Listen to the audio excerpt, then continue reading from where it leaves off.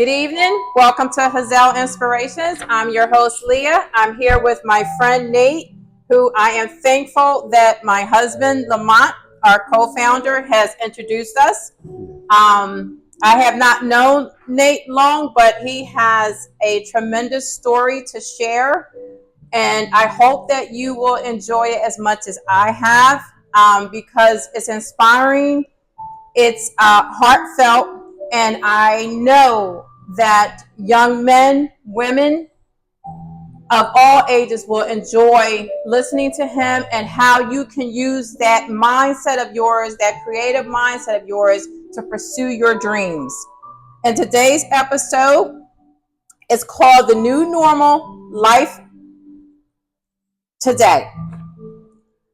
In this podcast, Nate will highlight how he has adjusted his life from unexpected expectations that he had to go through to a personal journey of healing and growth. And I'm so glad you're going to discuss the hurdles, triumph, and redefining life.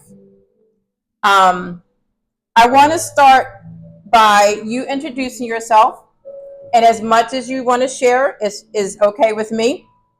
I want to talk about the new beginning that started for you in 2025. No, I'm sorry. It started before that, right? Absolutely. It started before that. But I've known him since 2025, and he has changed a lot of my life. And hearing Lamont, our co-founders, talk about him, he has inspired him as well. So I'm going to give it over to Nate, and I hope you will enjoy it as much as I have. Well, my name is Nate. Actually, I'm a person in long-term recovery. And what that means to me, that the day that I don't see it necessary to deal with these life issues, I don't see it necessary to have to deal with life issues using any mind-altering substance that I can deal with life issues on a level of being responsible outside of that. I'm from Portsmouth, Virginia. I was born in 1974. I'm 50 years old to date. Came from a great family. I can't say that I didn't come from a great family because I was raised in a respectful home. I had a great grandfather. My mom also, she was there for me. My father was actually there off and on. He kind of like was in and out of my life due to probably his substance abuse disorders at that time. Never had no resentments or anything for the situation with my father, but it's just like he was gone. He would be there for a couple of years, but then he was gone. But actually, so what ended up happening, my grandfather raised me. My mother's father ended up raising me. My mother's father, as well as his wife, they ended up raising me. And but like I said, I didn't have no bad childhood. I was kind of like really probably good in school and stuff like that. A lot of people would say they was hanging out with the wrong people, but I guess I ended up turning out to be the wrong people to hang with. And so in my maybe my early teens, I started getting incarcerated for probably like stealing cars, just a lot of frivolous activities.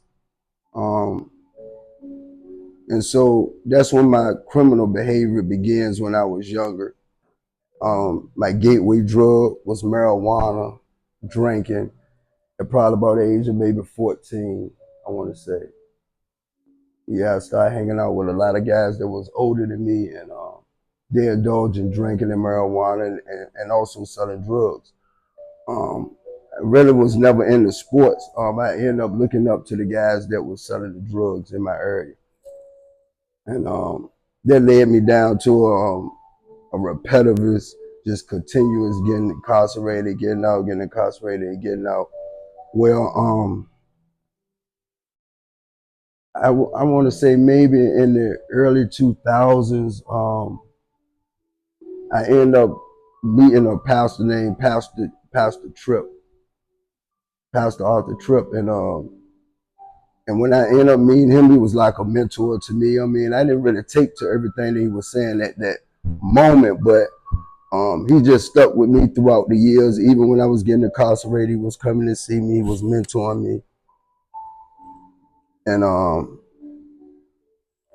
but yet still I end up going when I got out, I'll go and hang out with the same people, places and things. So I've probably been incarcerated, prison time, probably about 5 times, 5 prison stays. It was never really a long stint, but it was probably about maybe 3 years to 4 years each and every time.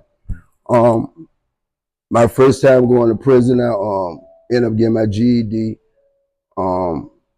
I constantly stayed like in the law libraries. The libraries I always read and did things such of that nature. So I was always attracted to try to do good, but I would get out and get around the wrong people. So I want to say around 2005, when I got incarcerated in 2005, I was in a jail cell with this guy. He was asking me about what was I going to do about my case. Right. So I was like, what I'm going to do about my case? I'm going to prison. He was like, man, but you don't have to go to prison.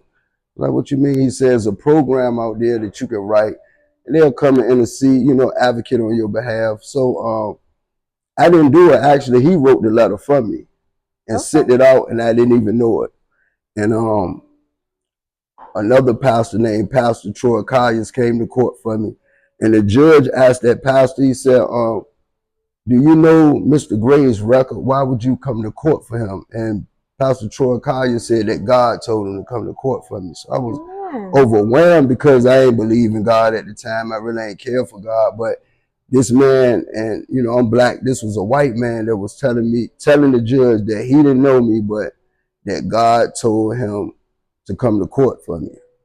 So in all actuality, I didn't get out of trouble because he came to court, but I ended up doing some time, but I ended up going to that program. And that was the program I first went to. And so he began to show me some things, mentoring me. And probably I think I could truly say that I probably was yearning for a father figure because my father was missing so much. And at that time, I just didn't really know how to, or what was actually, I didn't know what was going on. I didn't know that's what it was going on. Today, I know it is. I knew that was the root problem of my situation, the lack of a bond with a man, a father figure. So I probably was reaching out in so many different avenues with older guys in the streets and stuff like that. But when this man gravitated to me and he became a father figure to me, started showing me some things, just showing me some things about ministry because that's what it was. It was a 12-month inpatient program. So yeah, so 12 months you was in, and they take you through a gauntlet of Bible and church and all these things. And at the time, I really didn't care nothing about the program. I just was going to do right and be obedient to whatever they had me to do in order to get out of trouble. Well, by the time I graduated, I learned a whole lot of things about God and about myself and my relationship with God. And so instead of actually going back to the streets, I went to Shenandoah Valley and ended up working for a ministry. So I worked for a ministry for probably about 4 years where I met another man named John Franich. And then he started showing me some things about how to be a program director.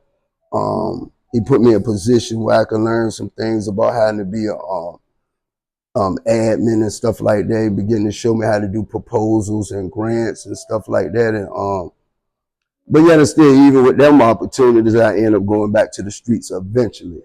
Ended up selling drugs in another town where I was not from. And so I ended up getting incarcerated again. So when I came home after that last incarceration, I ended up changing people, places, and things because I knew that was the right thing to do. But only to find out, even when you change people, places, and things, if you ain't changed yourself, you still gonna be that same person. Thank you. You just in a different area. Yes. And you will find all the things that you was looking for in the areas where you was from. And so, therefore, when I did come home, I ended up working and getting married and just trying to do the next right thing. But as I said before, I ended up finding the people, places, and things that I was entertaining beforehand. And once again, it led me to incarceration again. Then my fifth time being incarcerated, I was at a prison called St. Bryce. And when I was there, I ended up being working at a resource center. So when I was working at that resource center, I began to learn things about reentry, workforce development. I was helping guys with used to do workshops for interviews, mock interviews, 3-panel interviews, one-on-one interviews, um, elevator speeches, all of those things. I learned how to do those things. So while I was in prison that time, I think it was like maybe 2014, while I was in prison at that time, God pricked upon my heart to actually get my own program. And so during that time, I was incarcerated with my father. And I never forget, me and my father was sitting on the bench in the prison. And I was like, look, Pop, you ain't never coming to prison no more. So he was like, what you mean? I was like, when I get out, I'm going to get a place for you to be at. I'm going to get a reentry house so you don't have to come into society not having a job. And not only that, that you don't have to come back to prison. So I end up doing a business plan on St. Bryce in 2014. And when I came home in 2015, I had a reentry program. I had a halfway house. And then in turn, maybe 5 months later, my father came through that same program. A lot of people through the prison system came through that program also. The sad commentary about that is that my program at that time had a high success rate. Probably about if we could look it up to date, it probably was about a 94% success rate. But the sad commentary of that was I was one of the people that ended up going back to prison. So the very things that I was teaching other people to do, I fell victim to. So I ended up going back to prison. So that was the last time that I went to prison. And this time when I was in prison, I took everything that I learned and I really meditated to myself and got to the root of all my problems. And I come to find out that all of my problems was with me. It wasn't with nobody else. I couldn't blame it on the system. I see people that blame it on the system or blame it on a quote unquote the white man or I don't have education or all of these things. But I was at a space where I couldn't blame it on nobody but myself. Right. So I began to work on myself. And I took all the other things that I learned, like changing the people, places, and things. I knew I was going to do that because that's paramount. You got to change people, places, and things. And so while I was just in prison with Lamont, and he was a witness to it, while everybody was like playing cards, doing those other things, I was in the library working on business plans. I was in the library working on myself. I was going to church. I was going to anything that was productive. I was just participating in. And then I got a tunnel vision. I got a focus on one thing, and I knew that. I remember one time one of these guys I called my OG, he told me a long time ago, he said that he never seen anyone on earth that didn't get the things that they was focused on.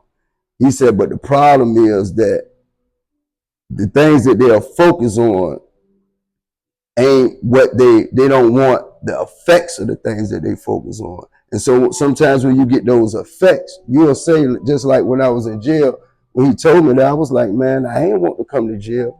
He said, no, you don't want the effects of the very thing that you was focusing on, and that's the cause of you coming to jail. And then so when I studied that out, I seen that he was absolutely right. So what I began to do, I began to focus on other things. And when I got that focus on the things that I knew that was going to be productive to me, I didn't let nobody get me off my focus. And so therefore, this time when I got incarcerated, I was in the little area where, it really ain't nothing going on. So when you get in them areas and you from the city, you begin to take advantage of those areas with selling drugs and stuff like that. So I ended up getting incarcerated. That was, the last time that I just was in prison. But while I was in the jail, I met another man named John Shinholz. He's the founder of McShin program, the actual program that I came to when I got out. And he told me, he said, Nate, if you think you out here really getting some money, he said, that ain't no money. He said, if you come to McShin, I'll show you two things. And John, probably maybe about 6 to 8 years old, he said, I'll show you how to get a whole lot of women and a whole lot of money. Just come to my program. So I was like, John, I'm all right on the women, but I'm going to come to your program and you're going to show me how to get a whole lot of money. But so today, right now, me and John going to the jails together. Today, he takes me with him on Tuesdays, and we go in the jails together. He's the founder of this program. But I took him at his word, and I came to Richmond. I didn't know nobody, but I knew I had a focus. I had a business plan. Yes. I was working on myself while I was in prison, so I wasn't scared. I mean, I knew that not only that, I had my higher power with me too. So, you know, I just knew everything was right, and I knew I was going to do the next right thing no matter what. You know, no matter what kind of barriers I had, I knew I was going to do the next right thing. No matter if I don't get a job, I know I'm going to just do the next right thing, keep looking for a job. But so when I came home in December the 30th of last year, 2024, and I came into a 28-day intensive drug program. Now, actually, I didn't have to go to the program because I haven't been using drugs in many years.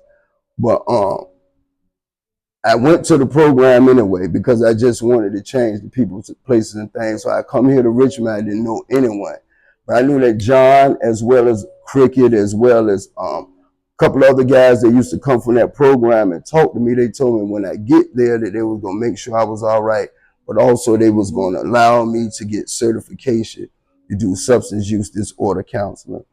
And so they also told me that I could stay on the facility and get a paid internship.